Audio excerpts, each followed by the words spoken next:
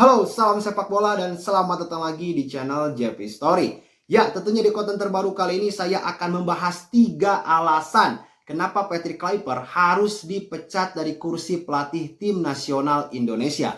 Karena menurut saya 3 alasan ini merupakan sesuatu yang sangat fundamental dan sangat sulit sekali rasanya gitu ya untuk menerima Patrick Kluivert kembali melatih timnas nasional Indonesia di kemudian hari. Oke, dan tentunya teman-teman, untuk teman-teman yang belum subscribe channel ini, silahkan subscribe dulu, tekan tombol like-nya, dan saya buka kolom komentar seluas-luasnya untuk teman-teman juga mengemukakan isi pikiran teman-teman. Jadi silahkan tuliskan pendapat kalian di kolom komentar. Oke, kita mulai dari poin yang pertama, yaitu Patrick Kluivert merupakan pelatih yang overrated.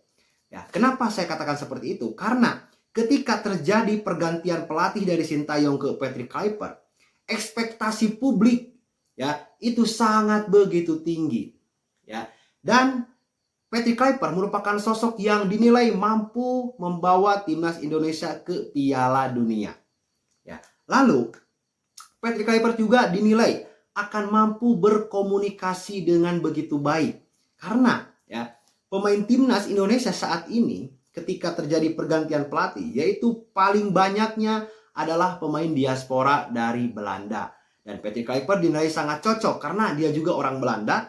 Lalu juga dia juga merupakan sosok legenda tim sepak bola besar ya, Barcelona. Dia juga mantan striker timnas Belanda. Jadi CV yang memang dibawa oleh Patrick Kluivert itu sangat begitu menjanjikan.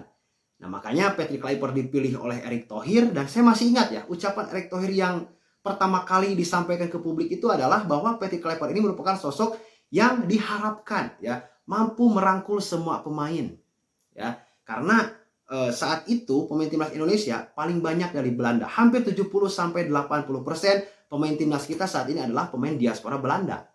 Nah, ternyata Patrick Kluivert tidak mampu memenuhi 2 harapan itu. Ekspektasi untuk lolos ke Piala Dunia gagal ya, kita takluk dengan sangat begitu menyakitkan dari Arab dan Irak. Lalu juga dari segi komunikasi ya, bahkan ada kemarin informasi ya, seusai laga melawan Arab dan sebelum laga melawan Irak, itu suasana ruang ganti kan ada informasinya terjadi perpecahan. Nah ini ya, komunikasi apa kalau misalnya terjadi perpecahan? Kan gitu logikanya. Ya, masyarakat sudah bisa menilai. Ya. Dan ternyata Patrick Kluivert gagal membangun semua itu.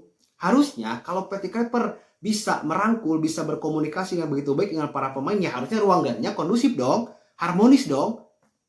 Tapi kan dalam kenyataannya kita banyak menerima informasi-informasi yang justru tidak mengarah ke hal-hal yang saya ucapkan tersebut.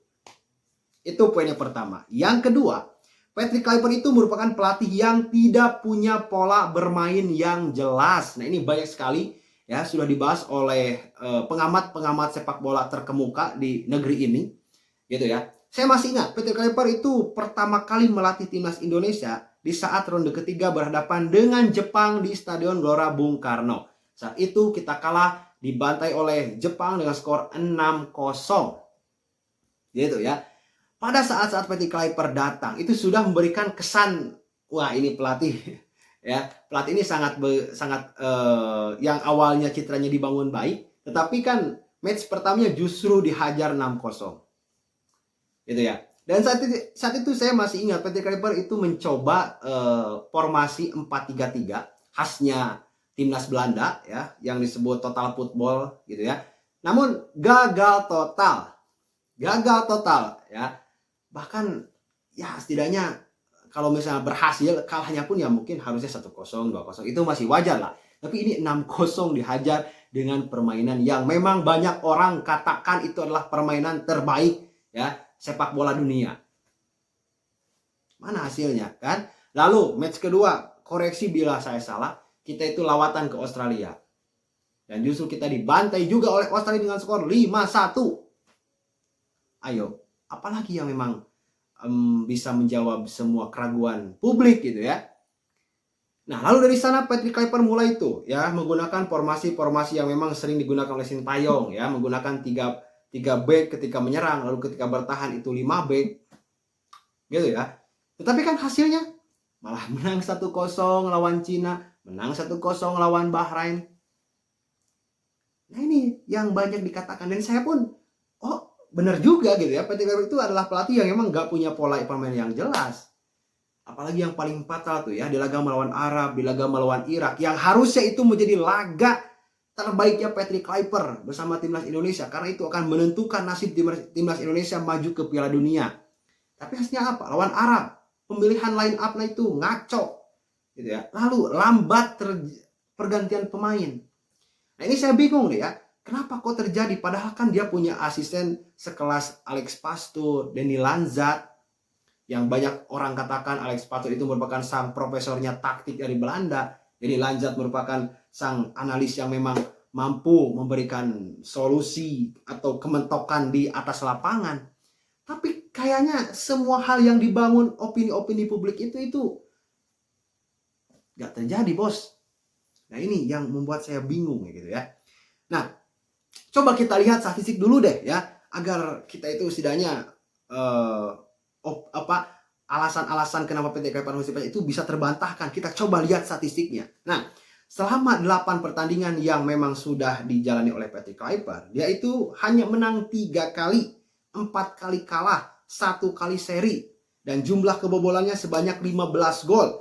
Jumlah gol yang cetak adalah 11 gol, itu pun 6 gol lawan Cina Taipei yang levelnya di bawah kita. Ya, kalau gak lawan Cina Taipei ya mungkin ya 5 gol lah, hanya mencetak 5 gol.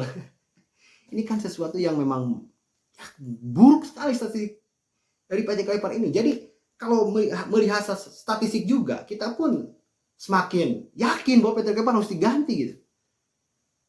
Nah itu ya, tolonglah ya, kalau misalnya kalian ada yang fansnya PT Kluivert, coba berikan alasan kenapa PT Kluivert tidak usah dipecat gitu ya. Coba berikan saya alasan. Itu yang kedua. Yang ketiga, PT Kluivert merupakan pelatih yang buruk secara sosial dan tidak punya empati loh. Banyak video-video viral ya setelah laga melawan Irak, para pemain timnas Indonesia menghampiri penonton gitu, bersedih bareng lah dengan penonton gitu. Patrick Kluivert bersama Alex Pastoor dan Lanzat itu malah di tribun. Seolah-olah saya bertanya, apakah mereka paham kultur sepak bola di Indonesia? Apakah mereka ngerti kebiasaan pemain timnas Indonesia? Harusnya mereka ikut dong, mau menang mau kalah, ikut aja. Dan yang paling membuat saya kecewa, Patrick Kluivert itu gak datang ke Indonesia, justru malah pulang ke Belanda. Ngapain dia ke Belanda? Apakah dia menghindari serangan supporter Indonesia atau gimana? Atau mencari aman, gitu ya? Ini kan menjadi sebuah persoalan bahwa ya dia gak punya empati. Padahal dia sendiri gitu ya, yang harusnya menjadi